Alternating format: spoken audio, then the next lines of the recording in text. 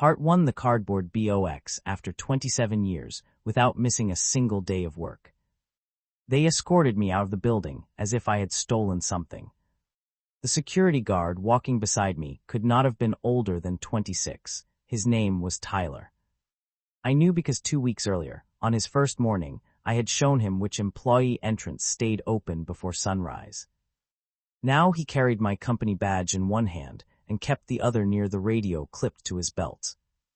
"Company procedure," he said quietly. "I understand."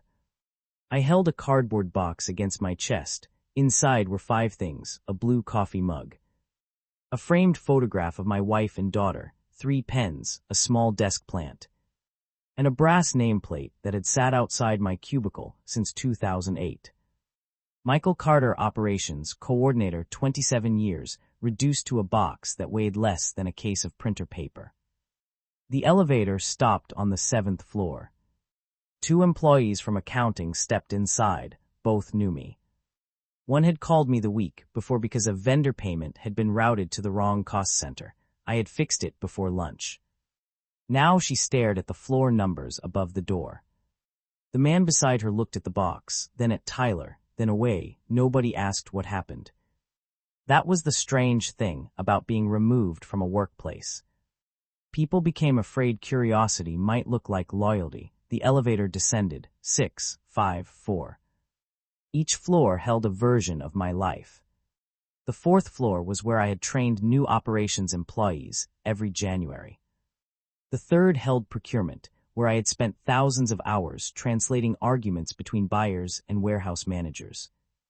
The 2nd housed customer service. When a shipment disappeared, they usually called me before they called logistics. The lobby smelled like polished stone and burnt coffee. Employees passed through the turnstiles carrying laptops, breakfast sandwiches, and conversations that had already moved on without me. At 10:17 on an October morning, I left Branson Industrial Supply, carrying my professional life in a cardboard box. Tyler stopped beside the revolving doors. "I am sorry, Mr. Carter. It wasn't your decision." He looked relieved. I extended my hand. He shifted the badge and shook it. "Thank you for helping me with the parking garage." "Use the lower ramp when it snows," I said. "The upper one freezes first." Even then, I was still giving instructions. Outside, the air was colder than I expected. My car sat at the far edge of the visitor lot because my employee parking access had been canceled while I was still in the meeting. At 9 that morning, I had been reviewing delivery exceptions. At 9:20, a calendar invitation appeared. Organizational Update Conference Room. See no agenda, no explanation. People who work in corporations long enough learn the language used when a decision has already been made. Conference Room C had no windows. On the table sat a glass of water, a folder, and a box of tissues no one mentioned. Nolan Pierce sat across from me. He was 37. 4 months into his role as Vice President of Operations, and under pressure to reduce annual operating costs by 6% before the next board meeting. I knew this because I had prepared the efficiency report he presented to the executive committee. Nolan was not incompetent. That would have made the story simpler. He had already renegotiated 2 carrier contracts and eliminated an unnecessary regional warehouse lease. Those decisions saved the company real money. He was intelligent, fast, good with numbers, and convinced every problem could be understood through a reporting line. "Michael," he began, "your position has been eliminated as part of a structural efficiency initiative." I looked at Sandra from Human Resources. She had known me 12 years. She did not meet my eyes. "What structural change?" "We are consolidating non-revenue generating coordination roles. My role coordinates revenue-generating departments. We understand your contributions. Do you?" The question slipped out. Nolan remained calm. "We reviewed the responsibilities attached to your position. My position or my work." He paused. The documented role. There it was. The distinction that would cost the company the next 6 months. He knew my title. He did not know the work. How many people are taking over those responsibilities? The functions will be absorbed across existing teams, which teams, that is being finalized. Sandra pushed a separation agreement toward me. Your performance record is excellent, she said. This is not disciplinary. Then why am I being escorted out immediately? Nolan answered. Standard information security protocol. The same access I had used to protect the company for 27 years had become the reason I could not be trusted. For another 27 minutes, I did not sign. I placed the agreement inside the box. In the parking lot, I set the box on the passenger seat. The plant leaned against the photograph of my family. I sat behind the wheel. For the first time since I was 34, it was a weekday morning, and nobody was waiting for me to solve anything. My phone buzzed. A message from Jennifer in customer service. Mike, are you out today?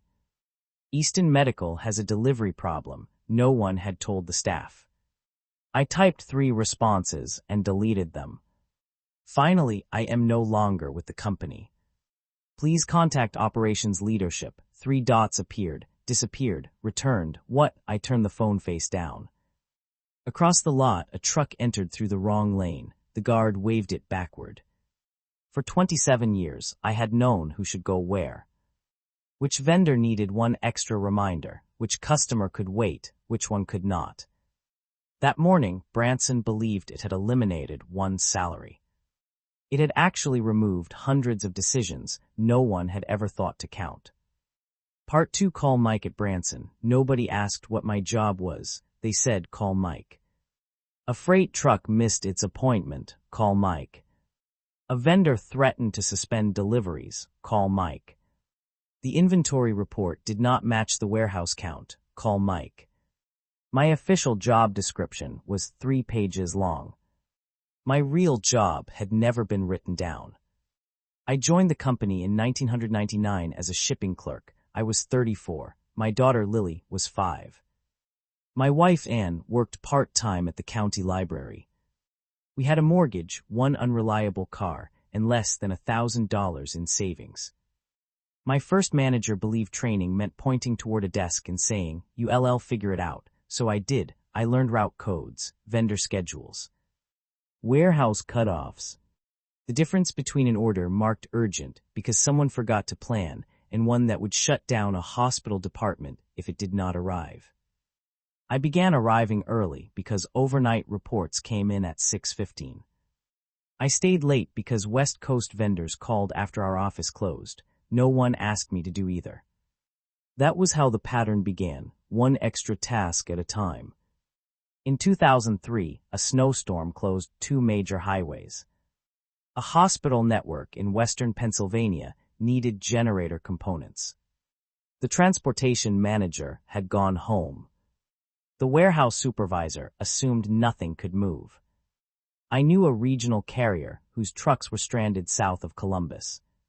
One driver lived near the hospital and was heading home in an empty box truck. We loaded the parts onto his personal route. The shipment arrived before midnight. The next morning, the company president thanked the transportation department. Nobody mentioned me. I told myself the result mattered more than the credit. That belief followed me for years. In 2011, I built a spreadsheet to reconcile orders between 2 incompatible inventory systems. It was supposed to last 6 months. It remained in use for 11 years. 3 fields had to be corrected manually every month. I requested automation twice. Both requests were denied because the report still worked. It worked because I worked around it. The workarounds became invisible, so did I. By the time Nolan arrived, I was doing pieces of 6 jobs: delivery exceptions, vendor escalation, inventory reconciliation, new hire training, customer-specific handling rules, interdepartmental dispute resolution. Every Friday after most people left, I reviewed the following week's high-risk shipments. No one measured that task. It prevented problems, which meant the problems never appeared in reports. Invisible work has a particular weakness. When it succeeds, it leaves no evidence that it was ever necessary. At home, Anne understood. "You're always fixing things nobody knows were broken," she said once. "That's the job." "No," she replied, "that's the job you made."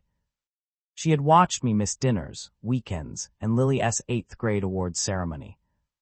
I arrived home that night after Lily had gone to bed. Her certificate sat on the kitchen counter. Anne had left the hallway light on. The next morning, Lily told me it was fine. Children learn early how to protect tired parents. Years later, Anne became ill. I used lunch hours for appointments. Answered email in hospital waiting rooms. Worked from home the week of her funeral. On the morning after we buried her, a warehouse manager called about a hazardous material shipment. I answered. Routine felt safer than grief. After Anne was gone, Branson became the place where people still needed me. That mattered more than I admitted. When Nolan joined, he was given a clear mandate: reduce operating costs, simplify reporting, eliminate overlap. He asked me to create a workflow map of unnecessary coordination. I spent 6 days building it. My name appeared at the center of nearly every department. I thought the map would prove my value. Nolan saw a different picture: a high salary, no direct reports, no revenue target. Too many processes attached to one person. To him, I looked like inefficient design. He was not entirely wrong. The company depended too much on me. What he failed to understand was that removing the dependency required replacing the system first. Instead, he removed the person. The morning after my dismissal, my body woke at 6:15. I showered, made coffee, put on a blue work shirt, then remembered. I stood in the kitchen holding the travel mug Anne had given me 15 years earlier. No overnight report, no missed calls, no one saying, "Call Mike." For the first time, I understood how much of my identity had been built inside other people's emergencies. Part 3: The first Monday without me, the first failures were small. That was why no one connected them. On Monday, a shipment for Easton Medical arrived 1 day late. Customer service blamed the carrier. The carrier blamed the warehouse. The warehouse blamed an incorrect pickup window. I knew the real reason. Easton's loading dock closed at 3:30 on Mondays because the facility's supervisor left early for medical treatment. The instruction existed in a customer note from 2016. It had never been transferred into the new scheduling platform. I remembered it, the system did not. On Wednesday, the monthly inventory report produced an 8.4% discrepancy. The analyst who inherited the spreadsheet assumed the formulas were broken. They were not. 3 cells required manual correction before the report ran. No documentation explained why. By Friday, neither issue looked serious. 1 delayed customer order, 1 inaccurate report. Nolan saw transition noise. He assigned action items. Asked for status updates, moved on, the company continued. Organizations rarely collapse when one person leaves. They become slower, more expensive, less certain. People spend 2 hours solving what used to take 15 minutes. At home, time had no structure. I applied for jobs: operations manager, supply chain analyst, logistics coordinator. Most required software certifications I did not have. Others listed salaries far below what I had earned. One recruiter asked whether I had managed direct reports. Not formally. Budgets, I influenced them. Enterprise certification, no, she paused. We may have difficulty positioning your profile. 27 years of keeping a company moving were hard to describe because most of the work had happened between official categories. Lily visited that weekend. She found the cardboard box beside the kitchen table. Haven T unpacked it. I don't know where anything goes.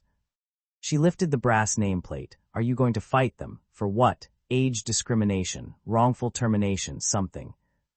Fair and illegal are not the same. They still treated you badly. Yes, she set the nameplate down. You gave them your whole life. No, I gave them work. Mom would disagree. The sentence hurt because Anne was not there to say it herself. Lily sat across from me. What do you want now? A job? That wasn't my question.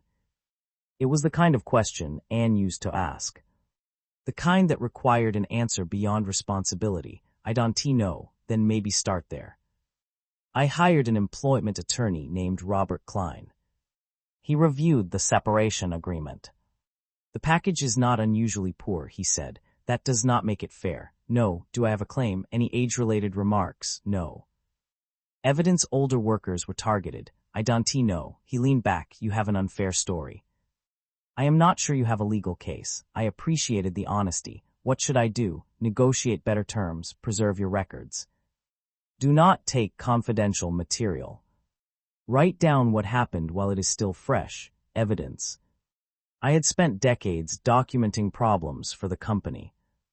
Now I documented my own departure, workflow summary, meetings, job description, undocumented duties, the separation meeting. I still had performance reviews, commendation letters, and personal calendars. One former supervisor had written, Mike knew where the real work lived. At first, I thought I was building proof that Branson had undervalued me. Gradually, I realized I was building a map of work no title had captured. Meanwhile, inside Branson, the small problems multiplied. Jennifer called me from her personal phone. I know I shouldn't ask. Then she was quiet. Easton is threatening to cancel.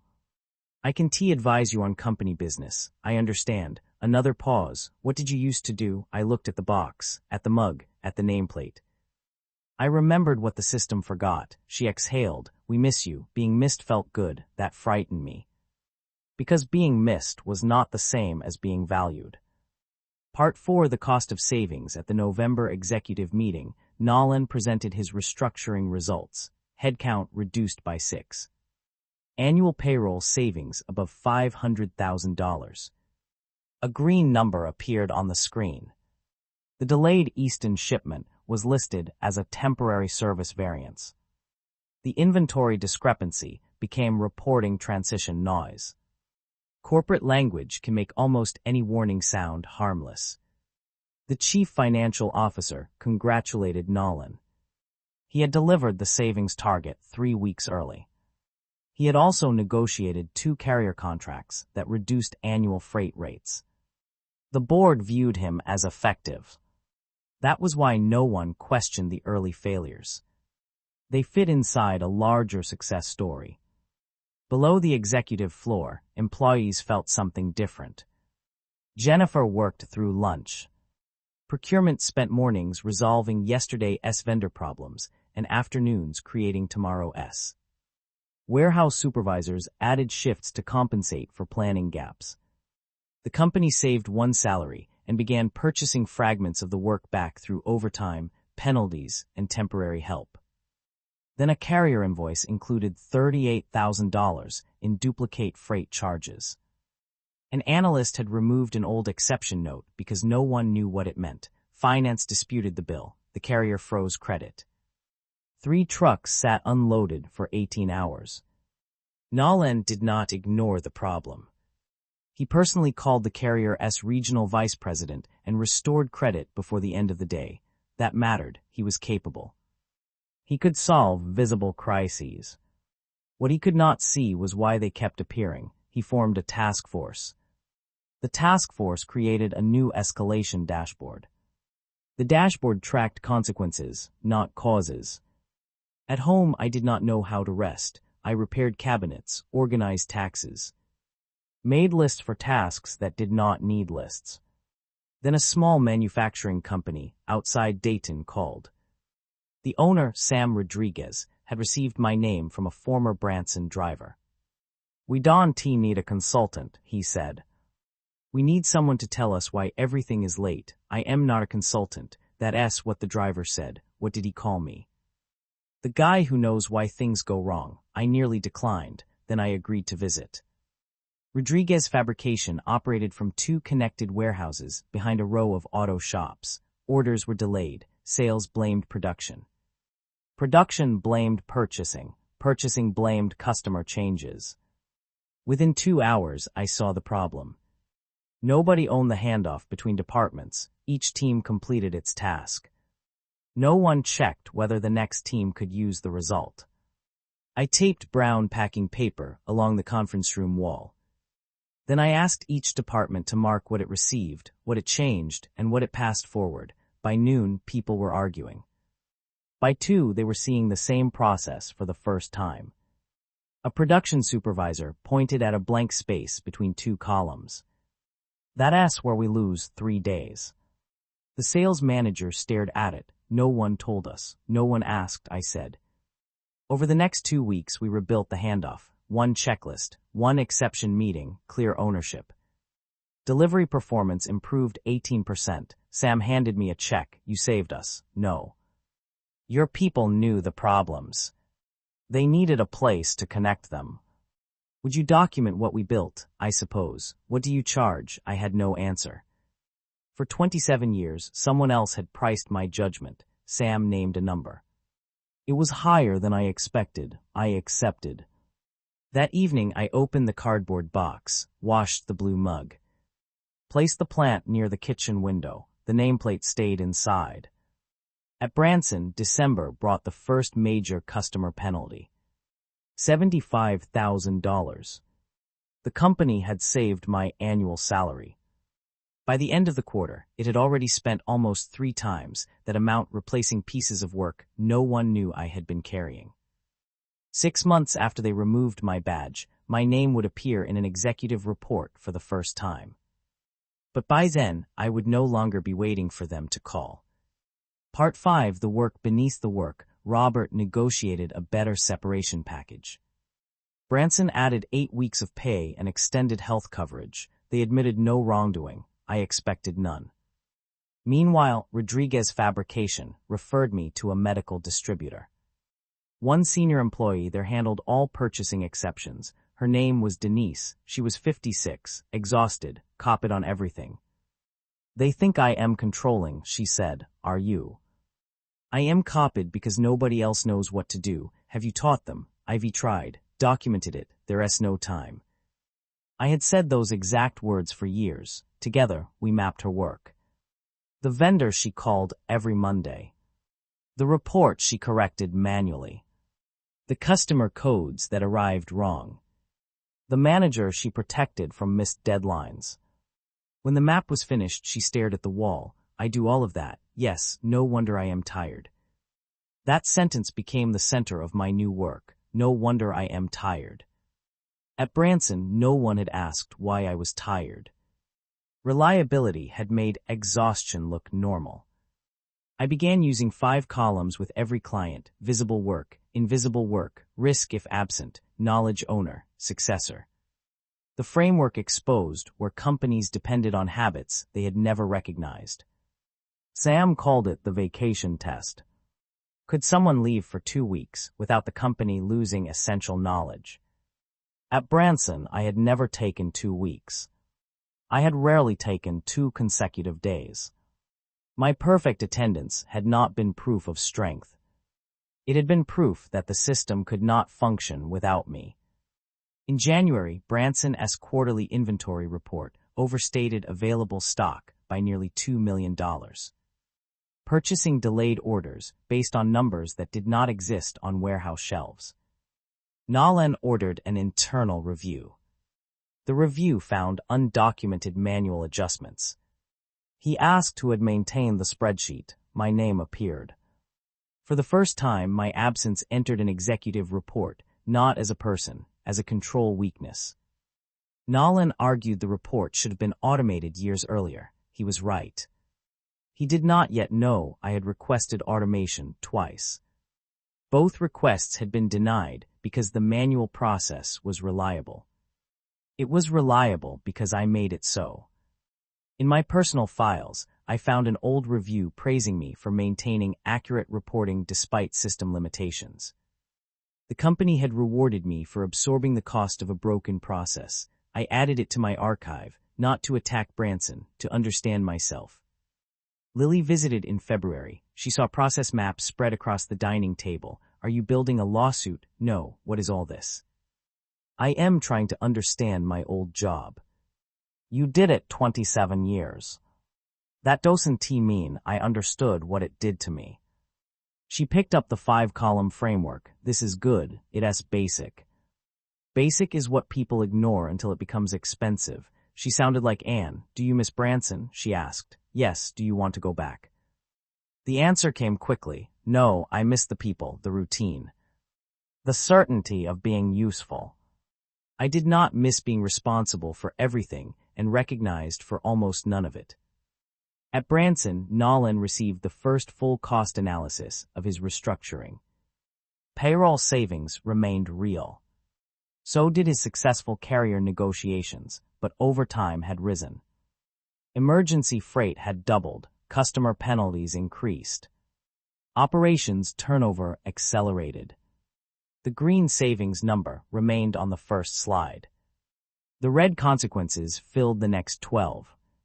For the first time, Nolan understood the restructuring had not failed because the company missed one employee. It had failed because it removed an informal operating layer without replacing it. Part 6. The company that kept working. Branson did not collapse. That was important. Orders still shipped, phones still rang, invoices were still paid. From the outside, the company remained functional. Inside, everything required more effort. That was the real damage. Then Easton Medical canceled. They had been a customer for 19 years. Their letter cited repeated delays, inconsistent communication, and loss of confidence in operational continuity. Nolan called an emergency meeting. Who owned the relationship? Customer service, Jennifer said. Who managed operational exceptions? Silence. Everyone knew the answer. Finally, David from procurement spoke. Mike coordinated them. Nolan looked frustrated. Michael Carter was an operations coordinator. He did not own customer accounts. No, Jennifer replied. He owned the problems between departments. That sentence changed the meeting. Nolan asked for documentation. They found notes, old emails, escalation lists, fragments, not a system. I had carried the system in memory. That was not something I felt proud of anymore. A healthy company should not need one person's memory to protect a 19-year relationship. At the same time, my advisory work grew. I still called it operations support. My clients called it consulting. I helped a distributor create a succession plan. A non-profit document donor processing procedures. A parts company reduce emergency freight. The work felt familiar. The boundaries did not. I worked agreed hours, charged for additional time. Did not answer every evening call. The first time I allowed a non-urgent voicemail to wait until morning, I felt guilty. Then I slept. The world continued. Sam offered me a 1-year advisory contract, 2 days per week, fixed monthly fee. I want you to train 2 people to do what you do, he said. You understand that makes me less necessary. That's the point. For most of my career, becoming less necessary had felt like danger. Now a client considered it success. I accepted. At Branson, the chief financial officer commissioned an external operational review. The consultants asked what activities I had performed outside my documented role. The answers filled 17 pages: training, vendor escalation, customer history, inventory correction, high-risk shipment review. Dispute resolution, decision memory. One line in the report reached Nolan's desk. The organization did not eliminate a position. It removed an informal operating layer without replacing its functions. 3 days later, Branson posted a new role. Senior Manager of Operational Integration. The job description included almost everything I had done. The salary range was higher than mine had been. A bachelor's degree was required. I did not have one. Jennifer sent me the posting. They finally wrote down your job. I read the qualifications twice. By the company's own criteria, I would not have been eligible for the position created to replace my work. I printed the posting. Placed it in the archive. Recognition sometimes arrives as a job description written after the person is gone. Part 7. The call. 6 months after my dismissal, Nolan called. I was at Rodriguez Fabrication. The screen showed a Branson number. I let it ring. The voicemail was careful. Michael, this is Nolan Pierce. I'd like to discuss a short-term advisory engagement related to operational continuity. Operational continuity, not apology, not return. A phrase designed to avoid the history beneath it. I called Robert first. Should I meet them? What do you want? This time I knew. I want to hear what they learned. We met at a hotel near the airport, neutral ground. Nolan sat with Sandra from Human Resources and Elaine Foster, the Chief Financial Officer. Nolan began with numbers. Penalties up 31%, emergency freight doubled, inventory accuracy down. Overtime up 44%, 3 senior resignations, Easton gone. The new integration manager had quit after 7 weeks. I listened. Elaine spoke next. The review concluded your role included functions that were not documented. My role did not include them. She looked confused. I performed them. That does not mean the role included them. Nolan leaned forward. We would like you to return for 6 months as a senior operational advisor. As an employee, yes, what happens afterward? We evaluate a permanent leadership role. What role? That would be developed. Another undefined promise. What exactly do you need? Stabilize operations, rebuild vendor escalation, restore continuity, train the new team. In 6 months, we believe it is achievable. Based on what? Elaine answered, your prior performance. There it was. Recognition. Late, useful, incomplete. I opened my portfolio. I will not return as an employee. Nolan's expression hardened. What are you proposing? I slid a consulting agreement across the table. Scope, rates, hours, deliverables, knowledge map, training plan. No after-hours availability, outside defined emergencies. No operational ownership without authority. The rate was more than double my former daily compensation. Nolan stared at it. This is significantly above your salary. My salary paid for one documented role. You are asking me to rebuild an operating layer. You created some of these dependencies. Yes, the answer surprised him. I should have documented more, delegated more, taken leave. Allowed other people to solve problems. Sandra looked at me. So you accept responsibility, for my part, and the company's. You rewarded the behavior because it was cheaper than fixing the system. No one spoke. I closed the portfolio. You do not need me back. You need to stop building companies that only work because one tired person never says no. Nolan looked toward the windows. Elaine folded the proposal. What if we accept? I help you build the system, and if we don tea, I have other clients. That was my comeback, not the call, not the numbers. The moment I realized I no longer needed Branson to say yes. Part 8. The visitor badge. Branson accepted. 3 days a week for 12 weeks. Then 2 days a week for 12 more. My purpose was not to resume operations. It was to expose and distribute the work that had remained invisible. On my first morning back, the receptionist printed a temporary badge.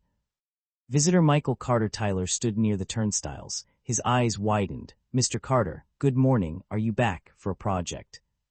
He looked at the badge. I felt bad about that day. You followed procedure. I still felt bad. That's allowed. He opened the gate. My old cubicle belonged to someone else. Jennifer stood so quickly her chair rolled backward. Mike, employees looked up. Some smiled. Some seemed embarrassed. I did not want a ceremony. Recognition after absence can become another performance. In conference room B, Nolan introduced me. Michael will help transfer critical operational knowledge. I corrected him. We will identify where knowledge lives, why it lives there, and how to stop depending on individual memory. The room noticed, not conflict. A boundary. I taped brown packing paper to the wall. Then wrote, visible work, invisible work, risk if absent knowledge, owner, successor. At first, employees listed tasks. Then they listed judgments. Customer urgency, vendor behavior, warehouse workarounds, manual corrections, historical exceptions.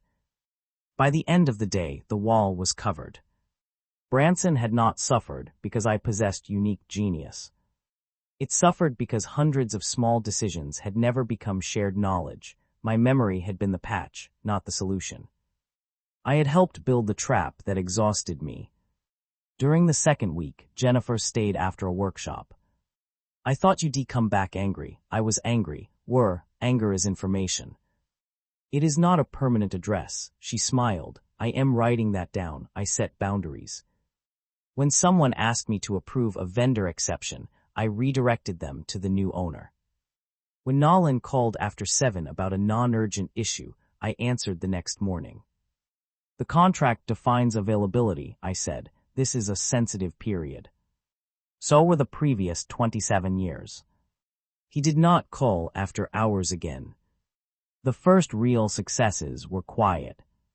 The inventory report ran correctly without me. David took a week of vacation. A customer escalation was resolved by Jennifer. A new employee found a delivery rule in the shared history instead of calling a veteran at home. Success began to look like my absence becoming less dangerous. After the first month, emergency freight fell 12%, inventory accuracy improved, overtime stabilized. But the most important change was cultural. People knew who owned decisions. They no longer needed one exhausted coordinator to carry information between departments. Nolan stopped me near the elevators. You could have built this while you were here. I tried. You never presented something this complete. I was too busy performing the work. Why didn't you force the issue? Because being able to fix everything made me feel secure. He studied me, that's honest. It took 6 months. The elevator arrived. He said I was wrong about your role. Yes, he waited for reassurance. I gave none. Recognition did not require me to make him comfortable. Part 9 too late, but still true in April. Charles Branson Jr., the chief executive, asked to meet. His family had founded the company. Old photographs of warehouses covered his office walls. He offered coffee. I declined. Michael, we failed to understand the scope of your work. Yes, he looked down. We also failed to provide a responsible transition. You provided no transition. No. Then he said, I am sorry. The words were genuine. They were not enough. They still mattered. Thank you. He offered me a permanent role. Director of Operational Continuity, higher salary, a team, authority, everything I had once wanted. 6 months earlier, I might have accepted before he finished. Now I thought about Lily, my clients. The mornings that did not begin in panic. The freedom to let a non-urgent problem wait. I am not returning. Why? Because being appreciated after you re-gone is not the same as being valued while you re-there. He absorbed the sentence. We were trying to change. I believe you, then help us. I am, as a consultant. Yes, is it money? No. Pride? Some. I smiled faintly. But mostly, I do not want to rebuild a life around being necessary. He extended his hand. I hope we can earn a better relationship. You already are. That afternoon, I watched Jennifer train a new employee. She asked the same question I had taught her years earlier. What happens if the order arrives tomorrow? The customer stopped shouting. I stood at a distance. She no longer needed me. That felt better than being missed. At home, I opened my archive. I no longer needed it to prove I had mattered. The work had already answered. I placed the documents in a file cabinet. Then I took the brass nameplate from the cardboard box. Michael Carter, Operations Coordinator for years. The title had been too small for the work. Now it was simply accurate for one chapter. I placed it in the bottom drawer of my desk, closed it. Lily called. How did the meeting go? They offered me a job. You said no. How do you know? You sound peaceful. I looked at the plant near the window. New leaves had begun to grow. Your mother would have understood. She understood before you did. That sounds like her. Are you happy? The question still felt unfamiliar. But this time I had an answer. I am learning. Part 10, the vacation test, the final phase, focused on succession. Every critical process needed at least 2 trained owners. Every exception required a written reason. Every department had to pass the vacation test. Could the primary knowledge holder leave for 2 weeks without emergency calls? Senior employees resisted. Some feared documenting their knowledge would make them replaceable. I understood. For years, usefulness had been my security. At one workshop, I wrote 2 statements: indispensable people are valuable. Systems that require indispensable people are fragile. Both were true. The goal was not to make people less important. It was to prevent importance from becoming captivity. Jennifer built a customer continuity guide. David created a vendor escalation matrix. Finance automated the inventory adjustments. Warehouse teams documented route exceptions. Not everyone cooperated. One supervisor refused to document a scheduling process he had controlled for years. He believed nobody else could understand it. Nalan made knowledge transfer part of his performance goals. The supervisor eventually trained 2 people. Nalan changed 2, not completely. He remained ambitious, impatient, metric-driven. But he began asking different questions. Who owns the handoff? What happens if this person is absent? Where is the decision history? What risk is hidden by current success? During one meeting, an analyst proposed removing a manual review step. Nalan asked why it existed. Nobody knew. He looked at me. I remained silent. He turned back to the team. Find out before removing it. Small change, real change. Easton Medical agreed to a limited pilot order. Jennifer led the meeting. She acknowledged past failures, presented the new controls, made no impossible promises. Afterward, she hugged me. You got them back. No, you did. You taught me, and now you know. Recognition passed forward. That was the real new beginning. I also formalized my practice. Carter Continuity Partners, the word partners mattered. I did not want another company built around one person. Denise joined part-time. A retired warehouse manager handled logistics projects. Sam became our first annual client. Our message was simple: do not wait for someone's absence to understand their value. At a regional operations conference, I told the story of a fictional employee who had not missed a day in 27 years. Then I asked, when someone never takes time off, do you see dedication or a system warning? Afterward, a payroll manager approached. Nobody else knows year-end processing, she said. Then your company has a risk. I thought it meant they needed me. They do. Isn't he that good? Only if they value you enough to make sure you can rest. Her eyes filled. She understood how long she had mistaken dependence for respect. By the end of Branson's 6-month review, emergency freight was down 28%. Inventory accuracy exceeded 98%. Overtime declined. Customer penalties fell. But the number I cared about most was 11. 11 key employees had taken uninterrupted vacations, no emergency calls, no operational failures. The company no longer worked because tired people never said no. It worked because knowledge had somewhere else to live. Part 11, the second BOX. My final day at Branson came almost 1 year after my dismissal. No security escort, no canceled badge. No box supplied by human resources. At noon, the operations team gathered in the cafeteria. Pizza, salad, a cake with blue icing. Jennifer spoke first. David talked about vendor relationships. A warehouse supervisor thanked me for teaching him that unwritten work was still work. Then Nalan stepped forward. He looked uncomfortable without slides.